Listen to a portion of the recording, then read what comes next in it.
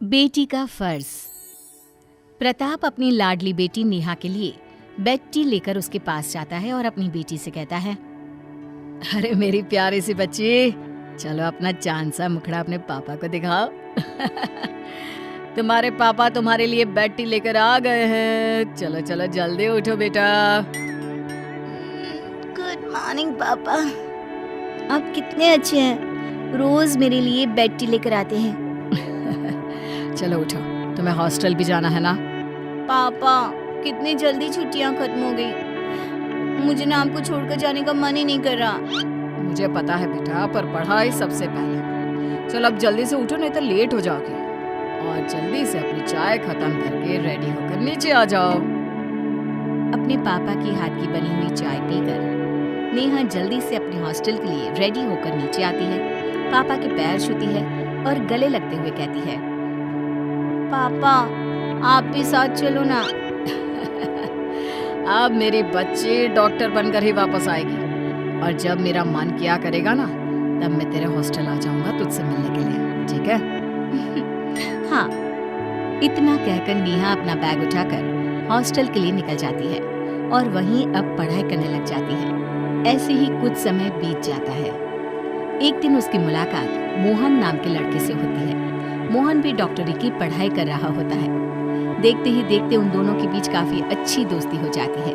वो पूरा समय साथ बिताते, बातें करते रहते। एक दिन नेहा मोहन से कहती है, मोहन हमें शायद अब नहीं मिलना चाहिए।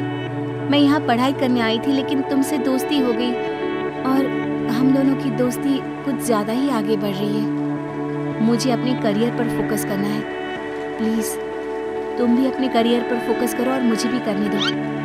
पर नेहा, पढ़ाई से हमारी दोस्ती का क्या लेना देना? हम पढ़ाई कर तो रहे हैं और हमारी दोस्ती एक जगह है। नहीं मोहन, अब हम एक दूसरे से बात नहीं करेंगे। नेहा की ये बात सुनकर मोहन चुपचाप वहाँ से चला जाता है। ऐसे ही कुछ दिन और गुजर जाते हैं, जिसके बाद मोहन नेहा के पास आता है और कहता है, नेहा, मैं तुमसे बहुत प्यार करता हूँ और मैं तुमसे शादी करना चाहता हूँ, और इसलिए मैं तुम्हें अपनी माँ से मिलवाना चाहता हूँ। मोहन मैं... क्या नेहा, मुझे पता है तुम भी मुझसे प्यार करती हो, पर दिक्कत क्या है? मोहन मैं तुमसे प्यार करती हूँ, लेकिन मैं यहाँ पहले अपने पापा का सपना पूरा करने आई हूँ, और वैसे भी पापा लव मैरिज के अगेंस्ट है। मैं चाहकर भी तुमसे शादी नहीं कर सकती। नेहा, तुम उस चीज की टेंशन मत लो, हम लोग तुम्हारे पापा को मना लेंगे। इतना कहकर मोहन और नेहा अपनी पढ़ाई करने के लिए अपनी क्लास में चले जाते हैं। अगले ही दिन नेहा के पिता प्रताप नेहा से मिलने के लिए उसके हॉस्टल आते हैं, जहाँ वो नेहा को मोहन के साथ देखते हैं और बिना उससे बात किए वहाँ से चले जाते हैं। घर वापस पहुँचते ही प्रताप मोहन के बारे में सारी जानकारी निकलवाते हैं और प्रताप को नेहा और मोहन के बारे में सब कुछ पता चल जाता है। वहीं दूसरी तरफ नेहा की दोस्त प्रीति नेहा से कहती है, अरे नेहा, मैंने तुम्हारे पिता को देखा था, तुमसे मिलने आए थे क्या? क्या मेरे पापा यहाँ आए थे और बिना मुझसे मिले चले गए? नेहा को कुछ डाउट होता है। अब 2 दिन बाद नेहा अपने घर जाती है और पापा से मिलती है, जहाँ उसके पिता उसको देखकर कहते हैं, नेहा, वो लड़का कौन था तेरे साथ? कौन सा लड़का पापा? तुम्हें अच्छे से पता है मैं किसकी बात कर रहा हूँ। मोहन, कौन है वो? पापा मैं आपको बताने वाली थी। बस नेहा, मैंने तुम्हें इतने नाजों से पाल पोस कर बड़ा किया, तुम्हारी हर इच्छा, हर मांग पूरी की, कभी किसी चीज की कमी नहीं होने दी। जहाँ बोला उस कॉलेज में एडमिशन कराने के लिए जमीन आसमान एक कर दी। किस लिए? ये दिन देखने के लिए। अच्छा, वो आज तेरी माँ जिंदा नहीं है। अगर वो आज जिंदा होती तो जीते जी मर जाती। मैं भी ये दिन देखने से पहले मर ही जाता। इतना बोलते ही प्रताप अपने दिल पर हाथ रखकर जमीन पर गिरकर बेहोश हो जाते हैं। नेहा अपने पिताजी की ये हालत देखकर जल्दी से हॉस्पिटल लेकर जाती है, जहां डॉक्टर उसे बताते हैं कि उसके पिताजी को दिल का दौरा पड़ा है। ये सुनकर नेहा हक्की बक्की रह जाती है। ये मैंने क्या कर दिया? आज मेरी वजह से पापा जिंदगी और मौत के बीच पहुंच गए।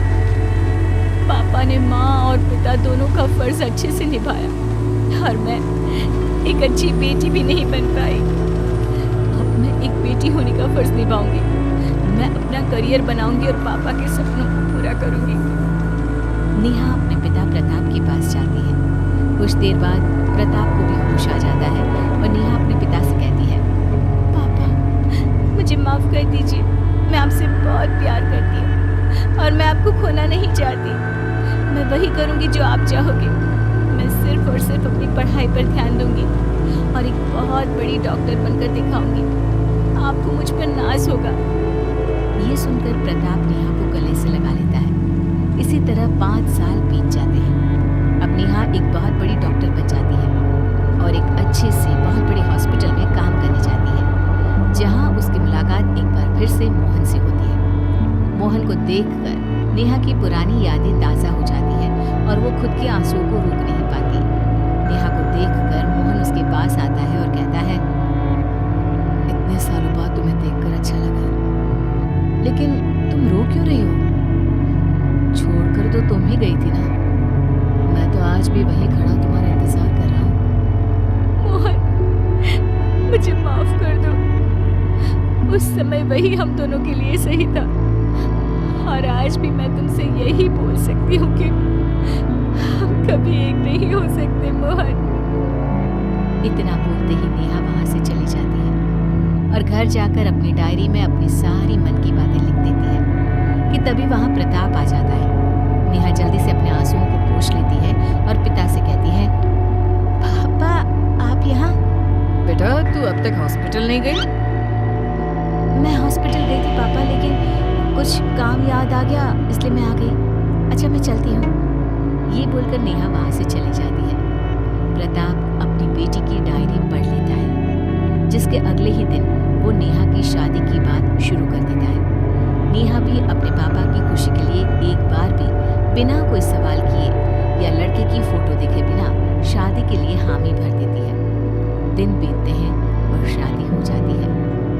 अभी तक भी नेहा ने अपने पति का चेहरा नहीं देखा होता। शादी के बाद ससुराल पहुंचकर जब नेहा अपने कमरे में जाती है तो वहां मोहन को देख हैरान रह जाती है। तुम यहाँ क्या कर रहे हो? मुझे कुछ समझ में नहीं आ रहा। ये तुम्हारा घर है? कहीं मेरी शादी तुम्हारे भाई से तो नहीं होगी? मेरा कोई भाई नहीं है नेहा, और रही बात शादी की तो वो मेरी हुई है तुमसे। क्या? ये कैसे हो गया? जिस तरह तुमने अपनी बेटी होने का फर्ज निभाया, उसी तरह जब तुम्हारे पिताजी को पता चला कि हम दोनों आज भी एक दूसरे से कितना प्यार करते हैं, तो वो हमारे प्यार के आगे झुक गए और खुद आकर उन्होंने ये रिश्ता पक्का कर दिया और हम दोनों की शादी करवा दी। और तुम्हें कुछ भी नहीं बताने के लिए उनसे मैंने ही कहा था। क्यों लग गया ना झटका? जिसके बाद नेहा और मोहन हंसने लगते हैं और अब नेहा अपने ससुराल में अपने पति और सास के साथ खुशी खुशी रहने लगती है। प्रताप भी अपनी बेटी की खुशी में खुश रहते हैं।